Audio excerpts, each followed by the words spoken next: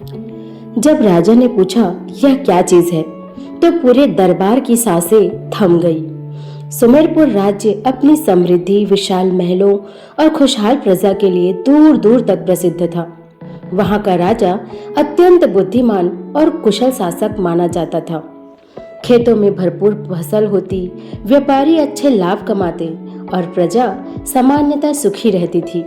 लेकिन राजा की एक आदत ऐसी थी जो पूरे राज्य के लिए परेशानी का कारण बन जाता था।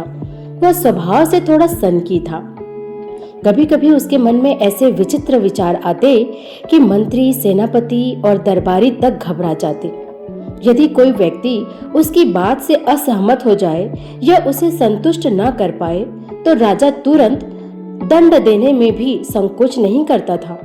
एक दिन सुबह सुबह राजा अपने दरबार में बैठा था। राजा ने अपने एक सेवक को आदेश दिया, जाओ नगर सेठ को तुरंत हमारे दरबार में लेकर आओ। नगर सेठ सुमेरपुर का सबसे बड़ा व्यापारी था। वह बुद्धिमान भी था, साथ ही राजा का सम्मान भी करता था।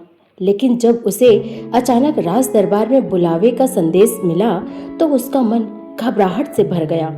वह सोचने लगा, ना जाने आज राजा के मन में कौन सी सनक आई होगी। वह डरते डरते नगर से राजमहल पहुंचा। उसने दरबार में प्रवेश कर राजा को प्रणाम किया। राजा ने कहा, आइए नगर सेठ, बैठिए। आपके व्यापार का हालचाल कैसा है? सेठ थोड़ा सहज हुआ और उसने विनम्रता से कहा, महाराज, आपकी कृपा से सब कुशल है। दरबार का वातावरण सामान्य लग रहा था। नगर सेठ को लगा कि शायद आज राजा अच्छे मूड में है। लेकिन तभी अचानक राजा ने अपने सेवक की ओर देखकर कहा, भंडार गृह में जो 100 बोरियां रखी है, उनमें से एक बोरी यहाँ लेकर आओ। सेवक तुरंत आदेश का पालन करने चला गया।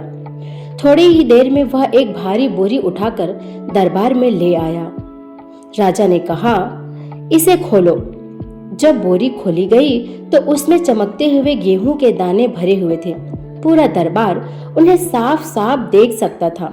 फिर राजा ने नगर सेठ की ओर देखकर मुस्कुराते हुए पूछा, बताओ यह क्या चीज है? राजा का प्रश्न सुनते ही नगर सेठ चौंक गया। उसने गेहूं की ओर देखा और फिर राजा के चेहरे की ओर। उसे समझ नहीं आया कि इतने स्पष्ट प्रश्न का उत्तर क्या दिया जाए। उसके मन में तुरंत आया कि कह दे, महाराज यह गेहूं है। लेकिन अगले ही क्षण उसे राजा का सनकी स्वभाव याद आ गया। अगले ही क्षण वह सोचने लगा, यदि मैंने सीधे सीधे गेहूं कह दिया और राजा नाराज हो गए तो? यदि ऐसा हुआ तो दंड निश्चित है। नगर सेठ की हालत खराब हो गई। दरबार में सन्नाटा छा गया। सभी की निगाहें उसी पर टिकी थी। कुछ क्षण सोचने के बाद उसने हाथ जोड़कर विनम्रता से कहा, महाराज, आपका प्रश्न अत्यंत गूढ़ है। कृपया मुझे इसका उत्तर देने के लिए 3 दिन का समय प्रदान करें। राजा ने उसकी ओर देखा और मुस्कुराकर बोला, ठीक है, तुम्हें 3 दिन का समय दिया जाता है। चौथे दिन दरबार में उपस्थित होकर उत्तर देना। नगर सेठ ने राहत की सांस ली और अपने घर लौट आया। लेकिन अगले 3 दिन उसके लिए बहुत कठिन साबित हुए। वह दिन रात इसी प्रश्न के बारे में सोचता रहा। कभी उसे लगता कि सीधे उत्तर दे देना चाहिए था, कभी डर लगता कि यदि राजा नाराज हो गए तो भारी दंड मिलेगा। उसने अपने मित्रों से भी सलाह ली, लेकिन कोई भी सही उत्तर नहीं बता पाया। 3 दिन बीत गए। चौथे दिन नगर सेठ ने एक छोटा थैला लिया और उसमें गेहूं भर लिए।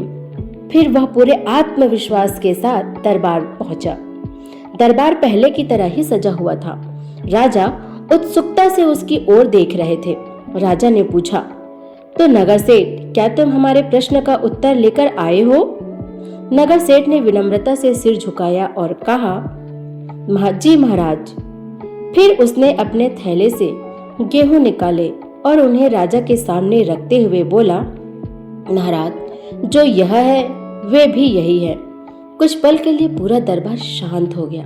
फिर राजा अचानक जोर से हंस पड़े। उनके चेहरे पर प्रसन्नता साफ दिखाई दे रही थी। राजा बोले, वाह नगर सेठ, तुमने बड़ी चतुराई से उत्तर दिया है।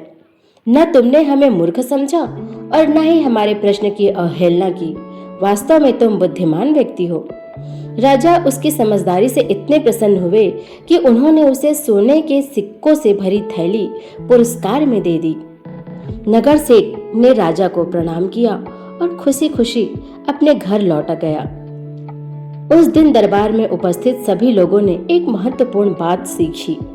केवल ज्ञान होना ही पर्याप्त नहीं होता, बल्कि सही समय पर चतुराई और समझदारी से काम लेना भी उतना ही आवश्यक होता है।